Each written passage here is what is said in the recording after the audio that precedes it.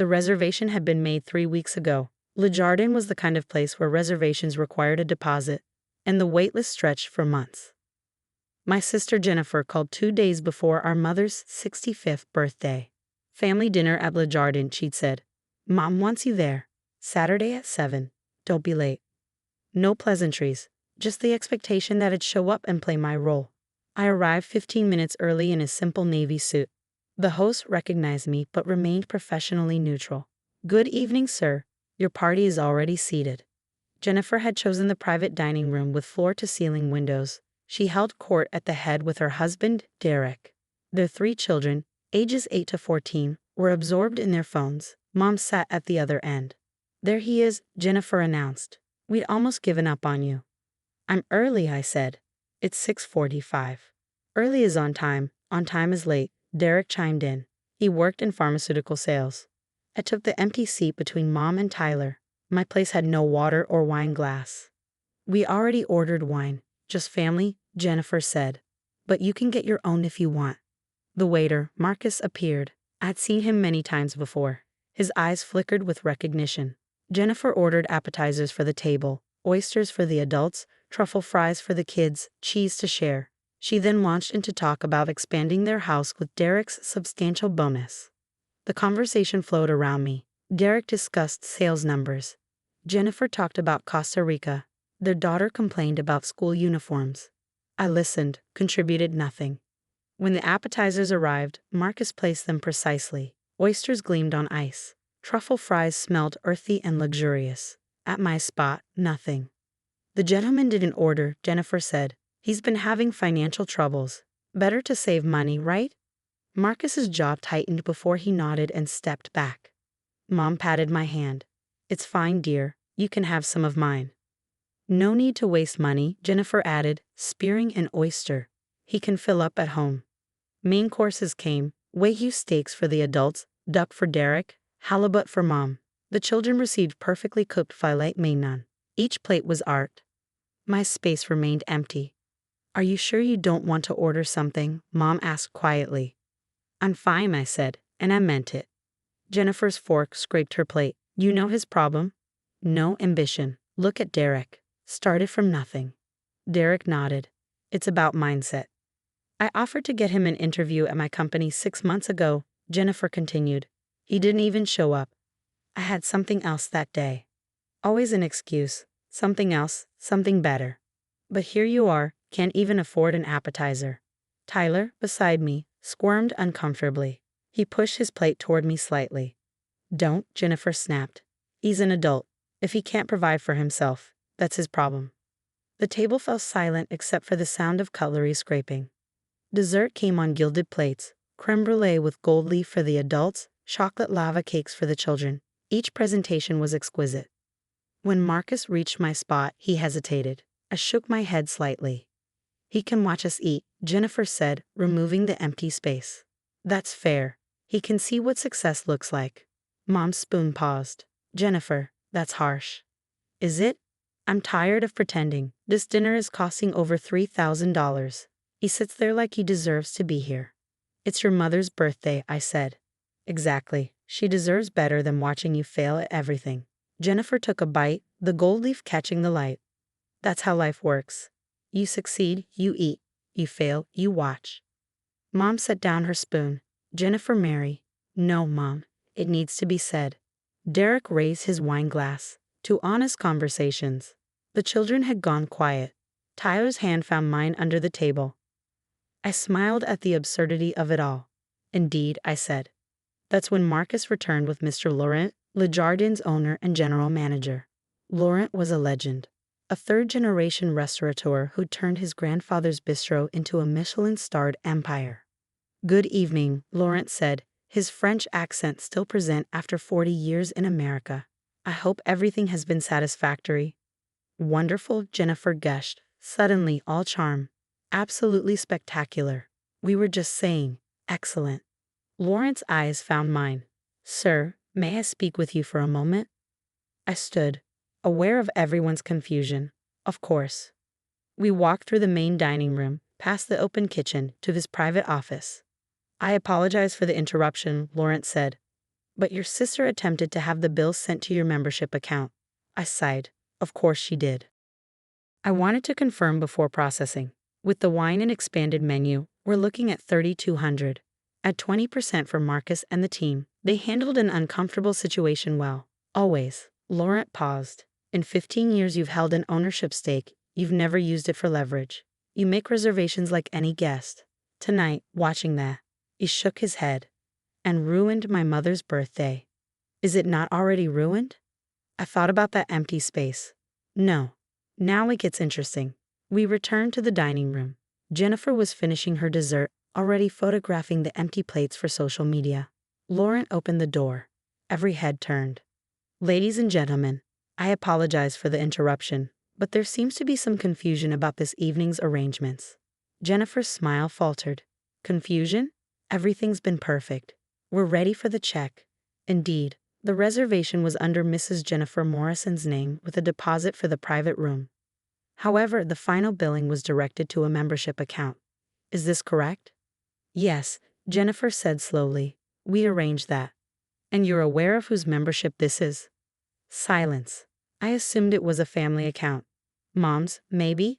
The account belongs to Mr. David Chen. Laurent gestured to me. He is a founding investor and 40% stakeholder in Le Jardin. The words hung in the air like smoke. Derek spoke first. That's what? Mr. Chen purchased his stake in 2010, when we expanded from the original bistro location. His investment allowed us to acquire this building, renovate to Michelin standards, and establish the private dining program you've enjoyed this evening. Jennifer's face had gone pale. That's not possible. He can't even afford. I assure you, it's quite possible. Laurent's voice remained pleasant, but something sharp lurked beneath the courtesy. In fact, Mr. Chen dines here regularly. He simply chooses to do so quietly, without drawing attention to his position, a quality I've always admired. Mom's hand had gone to her mouth. Tyler was staring at me with wide eyes. So when you instructed our staff not to serve him, Laurent continued, and made comments about his financial situation, you were doing so to a man who quite literally owns the chairs you're sitting in. The silence was profound. Even the children had stopped fidgeting. Jennifer found her voice. David, I didn't. We didn't know. No, I agreed. You didn't. If you had just told us, would it have mattered? I asked. Would you have treated me differently if you'd known? Or would you have just resented me for succeeding in a way you didn't anticipate? Derek's business maxim confidence had evaporated. Look, we just thought. I mean, you never said anything. I invested in something I believed in, I said simply. Laurent's vision for this place, his grandfather's recipes, the way he treats his staff and guests. It wasn't about proving anything to anyone. Laurent cleared his throat. Regarding the bill, it totals $3,200, not including the suggested 20% gratuity Mr. Chen has added for exceptional service under difficult circumstances. That brings us to $3,840. Jennifer's face had gone from pale to red. But the deposit covers the room rental only. The deposit was $800. You have a remaining balance of $3,040. We don't have, Derek started, then stopped. You don't have $3,000? I asked. Strange. I thought the bonus this year was substantial. Something about expanding the house? David, please, Mom said. Don't do this. I looked at her, this woman who patted my hand and offered me her oysters while saying nothing when Jennifer removed my plate. Do what, Mom? Let them face the consequences of their choices? Their family. Am I? The question came out quieter than I intended, because for the last 2 hours I've been treated like an obligation, a burden, someone who could watch while everyone else ate. Tyler's small voice cut through the tension. Dad said to pay for my phone, I had to understand that money represents choices and consequences. Jennifer spun toward him. Tyler, be quiet. But that's what you said, the boy insisted. When I wanted the new one and you made me wait, you said life isn't fair and sometimes people have to learn hard lessons. Laurent glanced at his watch. I'll give you a moment to discuss payment arrangements. We do accept payment plans for bills of this size, though I should mention there's an additional service fee. No need, I said. I pulled out my wallet and extracted a black credit card. Put it on this, the whole thing, including 25% for the staff. Jennifer's eyes widened. David, you don't have to. You're right. I don't. I handed the card to Laurent. But it's Mom's birthday, and despite everything, I'm not interested in ruining it further. Consider it a gift. Laurent accepted the card with a subtle nod. Very gracious, sir. I'll process this immediately. After he left, the silence in the private dining room felt thick enough to cut.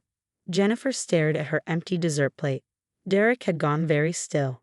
The children watched everything with the wide-eyed attention of witnesses to something they didn't fully understand but knew was important. Mom finally spoke. How long? 15 years. Since I was 19. 19? Jennifer's voice cracked. But you were working at that coffee shop. You had student loans. You were living below my means, saving, investing in opportunities everyone else overlooked. I looked at her directly. Laurent needed capital. Banks wouldn't take the risk on a restaurant expansion during a recession. I had $25,000 from 3 years of 70-hour work weeks and living in a studio apartment with 2 roommates. I gave him all of it for a stake in something I believed in. $25,000, Derek repeated numbly, which is now worth approximately $4.2 million, given Le Jardin's current valuation. I smiled without humor. But who's counting? Laurent returned with the receipt and my card. All settled. Thank you for your continued patronage, Mr. Shen. And please, next time you dine with us, allow us to serve you properly. Thank you, Laurent. Give my compliments to the chef. Always, he nodded to the table. Ladies, gentlemen, children, we hope you've enjoyed your evening at Le Jardin. After he left, nobody moved. The city lights sparkled through the windows. Somewhere in the kitchen, staff were preparing dishes for other diners who didn't know that their beautiful restaurant existed partly because a 19-year-old kid had believed in an old man's dream. I should go, I said, standing. Happy birthday, Mom. David, wait. Mom's voice trembled. Please don't leave like this. How should I leave? After watching everyone eat while I sat with an empty plate. After being told that's how life works. I kept my voice gentle. You didn't stop her, Mom. You patted my hand and offered me your leftovers, but you didn't tell her she was wrong. I didn't know, she whispered. About the money?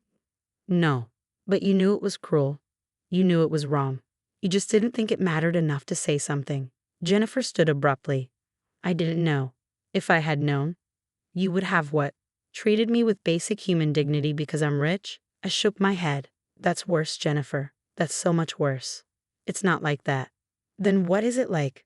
Explain it to me. Explain how you decided your brother could watch you eat golden desserts because you assumed he was poor. Explain the math of that to Tyler so he understands when it's okay to treat people like they're less than human. Derek cleared his throat. We clearly made a mistake. You made a choice, I corrected. Mistakes are accidents. This was deliberate. You wanted me to feel small, to understand my place in the family hierarchy. You succeeded. Now you get to understand what it feels like when the hierarchy shifts. I moved toward the door, then paused. Tyler was crying quietly, tears streaming down his face. Hey, I said gently, crouching beside him. This isn't your fault, okay? You were kind. You tried to share your food. You held my hand. That matters more than you know. Are you still my uncle? He whispered. The question hit harder than anything else that evening. Yeah, buddy. I'm still your uncle. That doesn't change. Then why does everything feel different? I looked at Jennifer, at Derek, at Mom with her stricken expression and uneaten creme brulee. Because sometimes people show you who they really are.